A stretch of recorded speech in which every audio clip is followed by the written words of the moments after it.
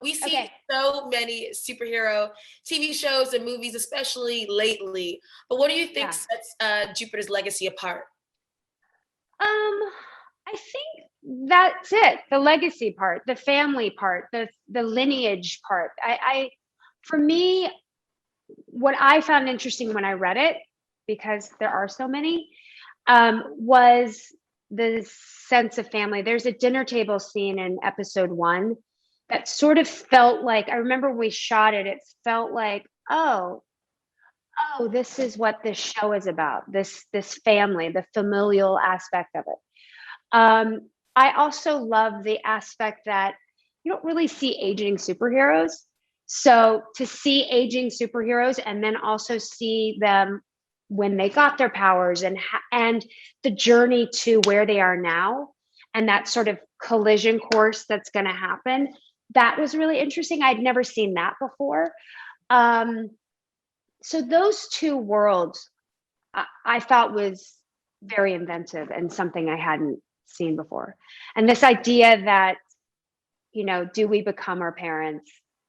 Um, and and I love the relationship between Sheldon and Grace and the relationship between her children and this idea, it's like I keep saying this. It's like I think for me, for Grace, who I love dearly, I think that women are told we can do it all. We can have the kids, we can have the relationship, we can have the career, we can have it all. And yes, I'm a superhero, but that's my career. That's her, and you can't. Something gets sacrificed. And that felt like interesting territory and interesting stories to mine and as an actor. And so that I felt very excited about when approaching this project. Absolutely agree. I really love that aspect of the series. It's very different. But also, how was it working with Josh Duhamel again? Is it by now I do you have know. certain ease and comfort working with him? Yeah, we did this movie and it's so weird. My mother passed away literally the week before we were supposed to start filming, and I was producing the movie, and so I was wearing a couple of hats and also cracked open because my mother had died suddenly, and so um, Josh was really wonderful and was like held me through that. Like he was just so great, to go to work every day and to stay focused and not fall apart and sort of, keep it together. So I have such a special place in my heart for him. And luckily we have this great chemistry. So when this came around like 4 months later, it was really just felt so weird the way that life works.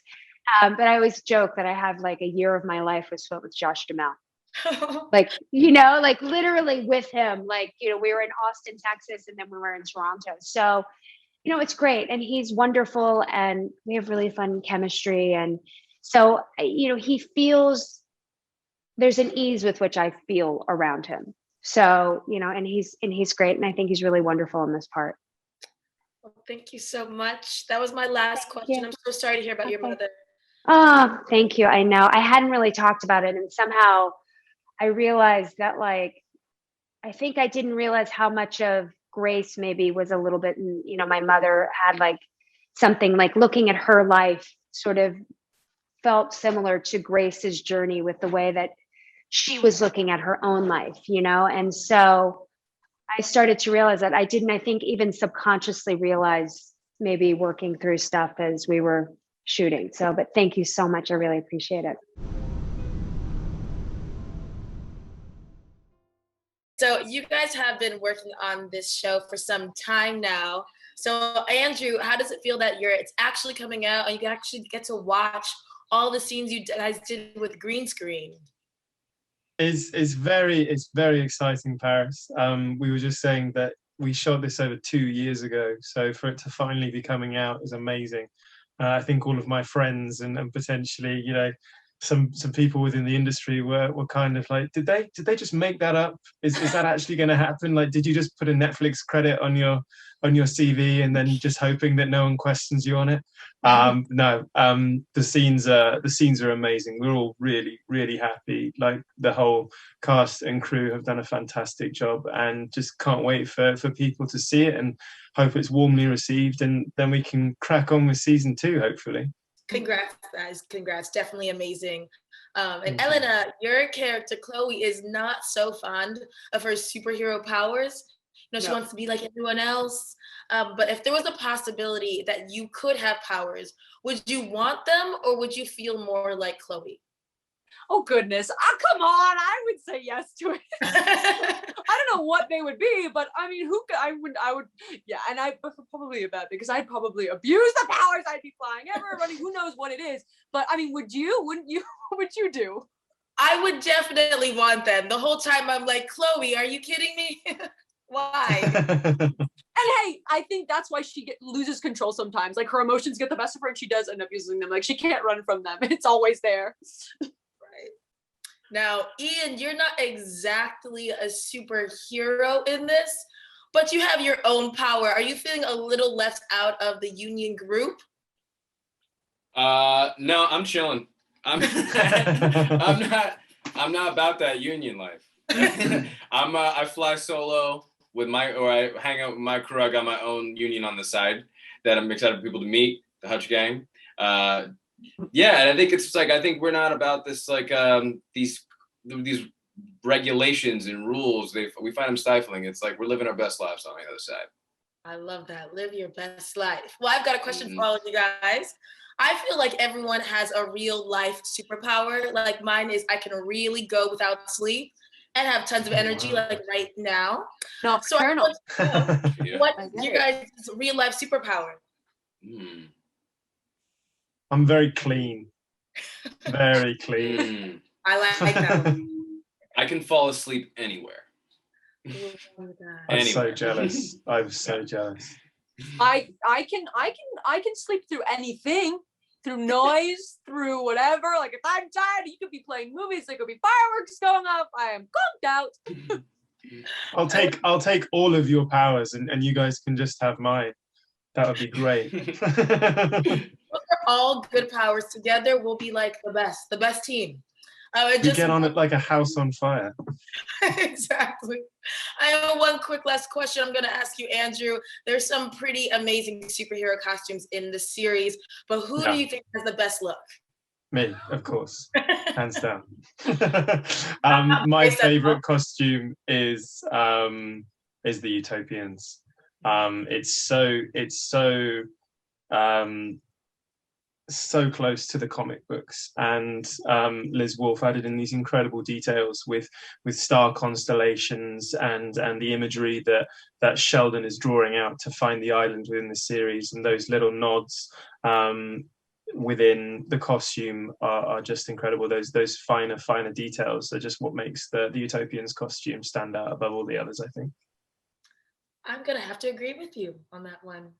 All right, well, that's all the time I have. I'm hurt, but it's okay. I'm sorry. All right, thank you guys so much, though. That's all my time. Thank you, Thank you, Parris. Rose. Enjoy the rest of your day. Both of your characters ooze confidence in their different ways. They both keep their cool. But Matt, what do you think are your weaknesses? I think matters of the heart are some of his weaknesses, and I think that's why the confidence oozes, because I do think he's covering up a bit. I think he's covering up some loss in his life. I think he wants to have some family relationships that are so solid, like family. That's what he's missing. So I think that some of that confidence is sort of to cover up some of that stuff. Okay. And Ben, same question for you. What do you think that Brainwave's weaknesses are? I mean, I think it's pretty similar. It's about, it all stems from a lack of confidence. I mean, it's interesting, as we're talking today, we're finding out sort of our characters are pretty similar. I mean, we've never spoken about our characters in front of each other before, but yeah, it's a lack of confidence really, and an insecurity in as both a young man and an older man. It's there. It's something that never goes. Right. And then also the costumes are incredible. I love them. But what was the transformation process like to turn from, Matt to Sky Fox? Well, we had done months of training in our locations before we all came together in Toronto, where then we were doing 2-a-days. We did fight training in the morning. We were doing weight training in the afternoon. Those months were also filled with multiple body scans, fittings, all sorts of stuff to be able to get into these suits and to craft them. Really, Liz Wolfe and her team of costume designers did just an incredible job. There's so much detail and thought that goes into these costumes. They are their own characters in a way. And it was really exciting to get in them for the first time. It was so amazing. They deserve an award for those costumes. But Ben, are you guys working with green screen to do these special effects, and how does that actually affect your acting? Both Matt and I have a big green screen sequence towards the end of the season, which was I think I was on it for 3 days, and we're basically inside someone's brain. So everything that you do is purely imaginary, and you're flying around this space that you have no real idea what it looks like. They are quite intense, those sequences. And there's also a big fight sequence at the end of the first episode, which we were working on for about 3 weeks. And it was just basically a hillside in an enormous studio in green. And there are people head to toe in green that are flying you around and pushing you around on kind of cables that are also green. It's a completely different experience. And you just have to look into the truth of what you're doing, really, for it to work. I think the green screen stuff they did, especially at the end of the first episode, is amazing. It looks like we're on some hillside in the countryside. It's incredible. Yes, and just going on with that, with the fight sequences, are you guys actually all in the same room doing these fight scenes, or are you filming separately and they put them together? Yeah, we're there. Yeah. Go ahead, Matt. No. Well, you did the hilltop stuff, so you can. That's probably more of a question. Yeah, we're all there. You can have maybe 1 or 2, 3 harnesses flying at the same time. So they have to shoot in sections, and it takes a long time because the background has to be cleared, so it's all completely green as the camera moves around. They take a long time, but yeah, we were there doing it, and unless they were incredibly dangerous stunts, and then our doubles would take over. But we did a lot ourselves. Right. And just like my last question, Matt, did you watch any other superheroes to help you build Sky Fox, or did you just imagine this and create this on your own? Well, I'm a fan of superhero genre stuff. I really enjoy it. But the great thing about this is that really it's a very human story, even before it's a superhero thing. It's really about building the character first, and then the superhero stuff just kind of comes on top of that. I did watch some things just prior to filming to watch things like how does that person move while they're flying. Not so much about the character being a superhero, but actually the physicality of how does he position his legs. How does he carry himself? Because he's on a harness as well on a green screen. So things like that, I actually tried to pick up from other actors and other movies. If I watched that and I felt like, oh, that's believable that he's flying. What is the actor doing with his arms and his legs in that moment? Things like that. I wouldn't even think of that. Yeah. Well, thank you guys both so much. I can't wait for viewers to see it. They're going to love it. So thank you.